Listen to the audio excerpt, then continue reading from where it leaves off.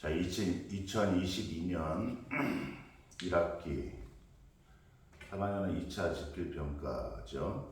2차 지필평가 팁을 알려드리도록 하겠습니다. 자, 3학년 사회 30페이지부터 56페이지까지 선생님이 13문제를 내고요. 나머지 12문제는 이태영 선생님께서 내실 겁니다. 그래서 이태영 선생님 시험 문제는 여러분들께서 수업시간에 이태영 선생님 수업시간에 참조하시기를 바라고요. 선생님이 제출하게 되는 부분에 대해서 팁을 간단하게 요점만 얘기해서 여러분들께 알려드리도록 하겠습니다. 30페이지부터 자, 시험 문제는 크게 4가지입니다. 첫 번째, 3권,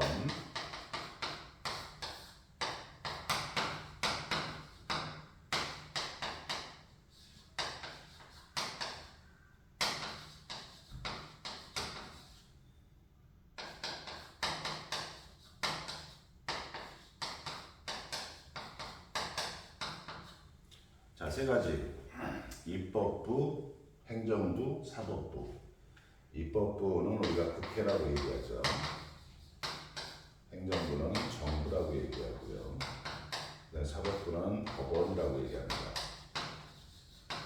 법원과 헌법재판소가 있는데 그냥 크게 법원. 그래서 3권에 대한 문제하고 그다음에 나머지 하나는 경제체제. 경제체제는 딱 2가지라고 그랬죠. 첫 번째, 시장경제. 우리가 자본주의라고 얘기하죠. 두 번째는 계획경제. 사회주의라고 얘기합니다. 자, 3권. 입법부의 특징, 행정부의 특징, 사법부의 특징. 그리고 경제체제, 시장경제, 기획경제의 차이점, 그리고 장점, 단점. 그리고 지금은 지구상의 모든 나라가 시장경제만을 택한 나라가 없다고 그랬어요. 기획경제만을 택한 나라가 없다. 왜 그러냐면 시장경제가 실패를 맛봤기 때문에 그렇고 기획경제도 실패를 맛봤기 때문에 그래요. 그래서 어떻게 하냐면 이 2가지를 섞어버렸다.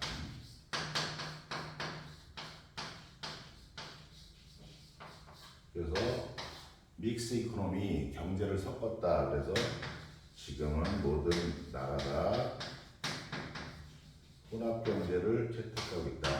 그것은 자본주의를 조금 바꿨다. 그래서 수정 자본주의라고 한다. 그것은 시장에 맡기면서 또한 정부가 개입되는 그런 것들을 얘기한다. 이게 큰 줄기예요. 자, 그럼 30페이지부터 한번 보겠습니다. 30페이지. 자, 국회는 입법부예요. 자, 여기서 가장 중요한 것은 뭐냐면 3권은 가장 중요한 것. 3권은 같이 친해지면 안 된다. 그래서 3권은 어떻게 해야 된다? 3권은 분리해야 된다. 그래서 그것을 3권 분립의 원칙이라고 해요. 3가지 권한은 서로 견제와 균형을 잘 맞춰야 국가가 발전할 수 있다. 이런 얘기예요. 권력이 한쪽으로 쏠리면 안 된다. 그런 얘기입니다. 그래서 3권 분립을 주장하는 학자들 다 정리해 주시면 되겠어요. 자, 그 다음에 국회는 첫 번째, 국회의 역할 30페이지에 있어요. 국회는 어떤 일, 입법부는 어떤 역할을 하느냐 정리해 두시면 되겠고요. 31페이지, 국회의원은 어떻게 구성될까? 국회의 구성. 그래서 국회의원은 어떻게 뽑느냐? 국회의원은 2가지로 나누죠. 지역구하고 그 다음에 비례대표. 지역구가 뭐고 비례대표가 뭐고 정리해 두셔야 돼요. 자, 그 다음에 국회는 어떻게? 국회의장과 국회부의장 1명, 2명으로 구성이 되어 있다. 그렇게 알아두시고 정리를 해 두시기 바랍니다. 그 다음 32페이지로 넘어가면 국회의 기능이 나와요. 기능. 국회는 어떤 일을 하느냐. 국회가 하는 일이 한 5가지 쭉 있어요. 그것을 정리해 두시고 어떤 일을 한다. 이 일은 어떤 거다. 이렇게 정리해 두시고 가장 중요한 것은 뭐냐면 국회가 입법부가 행정부를 견제할 수 있는 막강한 권한을 갖고 있는데 그 권한이 무엇이다. 정리해 두시고요. 그 다음에 대통령이 고위 공무원들을 임명할 수 있는데 국회 동의를 반드시 거쳐야 되는 사람들이 많죠. 많은데 그 중에서 가장 강력한 고위 공무원이 4명이 있어요. 그것보다 더 많은데 가장 대표적인 핵심 정리해 두시면 되겠습니다. 그리고 국회가 입법부를 대의제라고 한다. 대의제는 간접 민주정치다. 직접 민주정치가 간접 민주정치로 왜 바뀌게 되었는지 그것도 정리해 두시면 될 것 같아요. 자, 넘어가시고 36페이지로 가면은 행정부가 나옵니다. 행정부는 대통령과 그죠? 행정부 그래서 두 개를 합치면 정부라고 한다. 그래서 행정부는 정부라고 얘기할 수 있는데 정부가 하는 일에 대해서 나와 있어요. 정리해 두시면 돼요. 37페이지는 대통령, 행정부의 막강한 권력을 갖고 행정부를 지휘하고 있는 대통령의 지위와 권한, 어떤 지위다. 그리고 대통령이 갖고 있는 권한은 어떤 것이다. 쭉 정리되어 있어요. 그래서 여러분들이 정리해 두시면 되고 여기서 가장 중요한 것은 대통령의 권한 중에서 마찬가지로 대통령의 권한 중에서 입법부, 국회를 견제할 수 있는 국회가 독재적으로 나가지 못하도록 견제할 수 있는 막강한 권한을 국회도 행정부에 갖고 있고 정부도 국회에 갖고 있어. 서로 상대방을 견제할 수 있는 막강한 권한이 있어요. 그 권한이 무엇인지 정리해 두시면 될 것 같습니다. 자, 그 다음에 38페이지로 넘어가면 행정부의 구성이 되어 있어요. 행정부는 무엇으로 구성되어 있다. 그리고 이 사람은 어떻게 뽑고 이 사람의 권한은 뭐다. 그것이 국무총리죠. 부총리. 자, 정리해 두시면 될 것 같고 39페이지에서는 한 2문제 나올 것 같아요. 가장 중요하다고 했어요. 행정부의 역할 중에서 행정부는 여러 가지 부서가 있는데 이 부서가 하는 일이 무엇인지 그래서 서로 연결을 지어서 여러분들이 정리를 해 두시면 될 것 같아요. 교육부, 외교부, 국방부, 행정안전부, 문화체육관광부, 보건복지부가 있다. 그래서 보면 굉장히 쉬워요. 그런데 약간 헷갈리는 게 한 가지가 딱 있다고 했어요. 그것이 무엇인지 시험에 나오니까 반드시 정리를 해두시면 될 것 같습니다. 그 다음 40페이지로 넘어가면 이제 사법부가 나오죠. 자, 사법부는 아까 법원이다 이렇게 얘기했는데 사법부를 깊숙이 들어가면 법원이 아니에요. 법원과 헌법재판소로 나눈다. 그래서 법원의 역할, 헌법재판소의 역할, 법원의 지위, 헌법재판소의 지위 권한 이런 것들에 대해서 따로따로 정리해 두셔야 되고 법원과 헌법재판소는 서로 독립된 기관이다. 이렇게 정리를 해 두시면 돼요. 40페이지는 법원의 역할에 대해서 나왔습니다. 정리해 두시고요. 41페이지는 법원의 구성에 대해서 나왔어요.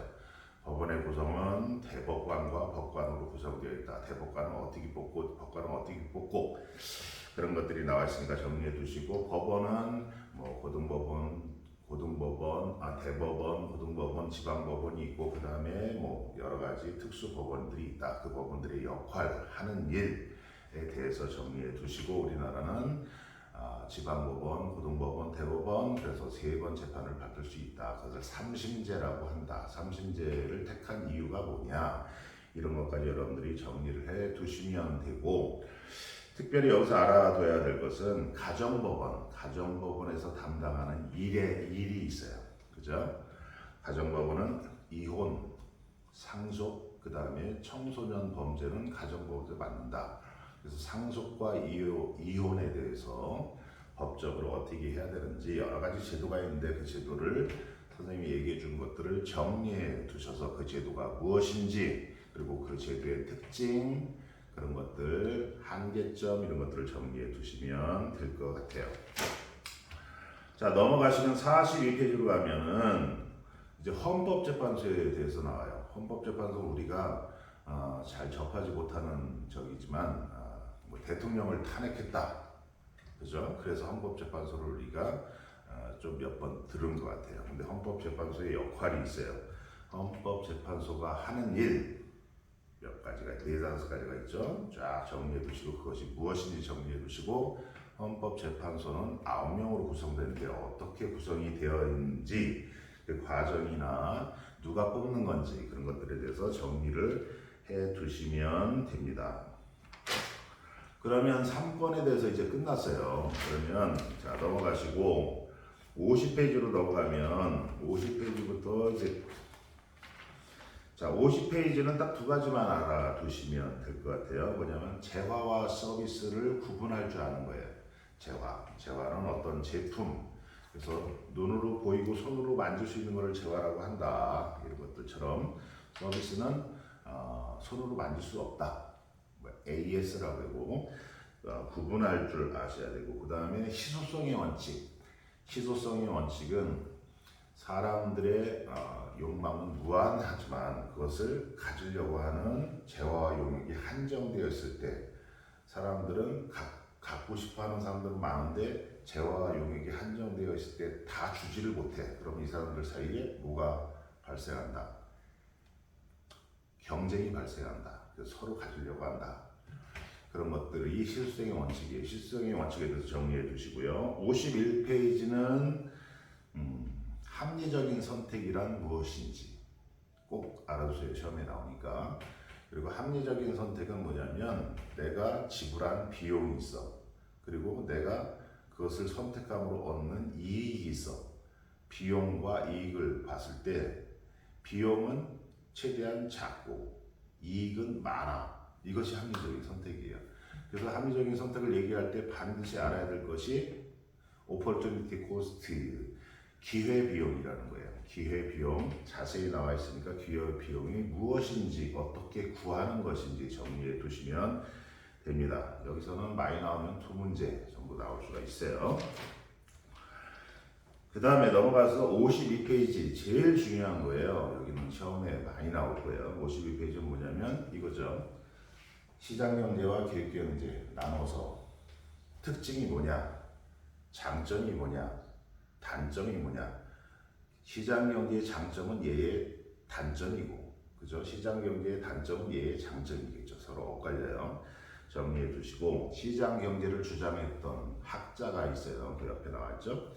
그 사람이 쓴 책의 내용 핵심이 뭐냐, 그죠? 국부론이죠. 자, 그래서 시장경제의 특징 쫙 정리해 두세요. 그리고 계획경제의 특징 정리해 두시고 시장경제와 계획경제가 서로 가장 좋은 성과를 내지 못해서 1930년 대공황이 발생하면서 이 2가지가 섞였다. 그래서 혼합경제 체제가 그래서 자본주의 나라가 대부분 약간 사회주의를 받아들였다. 그래서 이걸 혼합경제 수정자본주의라고 한다. 거기까지 정리해 두시고 53페이지를 가면 자본주의의 단점이 나와요. 그리고 계획경제의 단점이 나와요. 정리해 두시면 되겠습니다. 그 다음 54페이지로 넘어가면 이제 기업에 대해서 나와요. 기업의 역할 한 5가지가 있는데 쭉 정리해 두시면 되겠고요. 55페이지는 기업의 사회적인 책임. 이 사회 속에서 경제활동을 통해서 기업이 이윤을 획득을 했기 때문에 기업은 사회에 대해서 이 사회가 계속 원활하게 잘 돌아가기 위해서 기업은 사회에 대해서 책임을 져야 될 부분들이 있어요. 그 책임을 지지 않으면 경제 체제가 무너져요. 혼란돼. 그러면 자기도 손해야. 그래서 기업이 경제가 잘 원활하게 돌아갈 수 있도록 그래서 이 사회에 대한 기업이 해야 될 어떤 도덕적, 윤리적인 그리고 기업인으로서 마땅히 지켜야 될 그런 책임들이 있어요. 쭉 정리를 해 두세요. 노블리스 오블리제도 여기에 속하죠.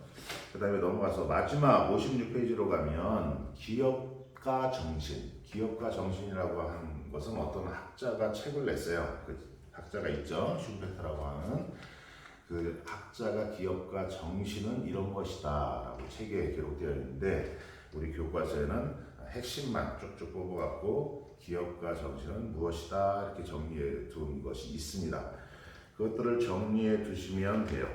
그래서 자 지금 페이지를 얘기를 했죠. 그래서 보면은 지금 얘기한 페이지 중에서 13문제가 나올 거예요.